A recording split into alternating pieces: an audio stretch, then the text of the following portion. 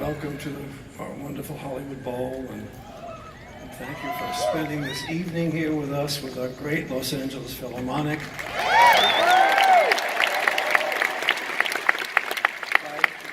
Tonight is something of a special night for me in a number of ways.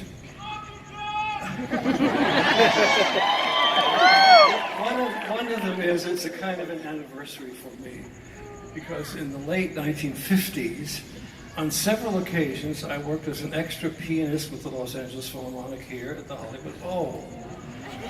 And that is, I don't know how many years ago, 60, I guess, or more. But I never had the opportunity and the privilege to conduct the Philharmonic until 1978. And I have been conducting now for 40 years with the orchestra.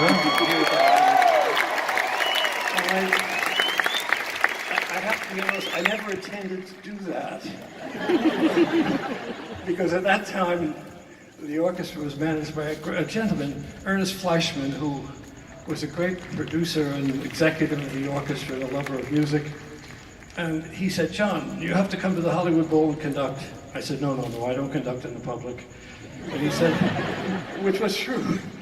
And I said, we have Zubin Mehta as our music director, one of the great conductors in the world. You don't need me. John, you don't understand. You have to come to the Bowl. And Mr. Fleischman was a gentleman who you could not say no to. So this is a special night for me personally, in the years that I can think about and celebrating with the orchestra, this relationship. And a second reason why it's special for me tonight is that we have a great special guest. And I've been trying to get him to the Hollywood Bowl for many years, but he's a bit busy. But this gentleman has been many things to me. He has been, for 45 years, one of my very dearest friends. For many of those years, he's been my boss, my editor, my inspiration, and always a great pal. And I hope we'll have another 45 years together. Please welcome Steven Spielberg.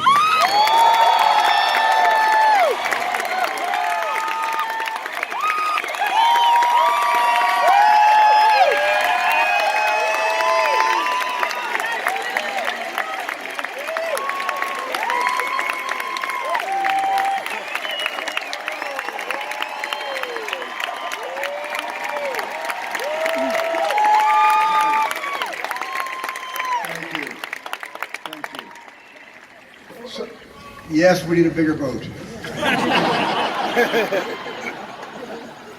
Let me begin by saying that in physics, the universe was formed in what's been called the Big Bang, which, as you know, was a flash of cosmic brilliance that lit up the heavens and created all the stars and the planets.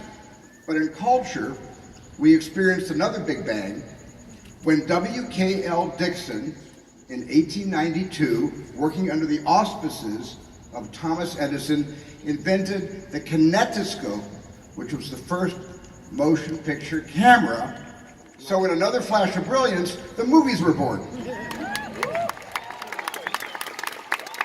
And if the movies are like lightning, then the music written for them is the thunder, because there is no better marriage of mediums than film and music. And in the great silent movie era, D.W. Griffith, Max Sennett, Charlie Chaplin, they knew this better than anyone. Because in those pre-jazz singer days before the talking picture, all they had were silent, flickering images off to the side of the screen with a piano off to the side of the screen and a storyline that cued us, because of the piano, when to laugh, when to cry, and maybe even when to hide our eyes. And it was during this arranged marriage of image and music that audiences fell in love with the movies. And how far we have come, and how lucky we are to have the great maestro himself, John Williams, performing in front of our movie screen.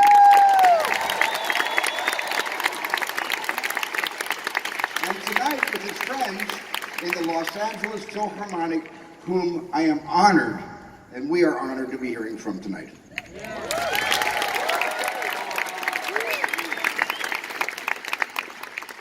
So it's both a privilege and a responsibility when telling stories about our collective history.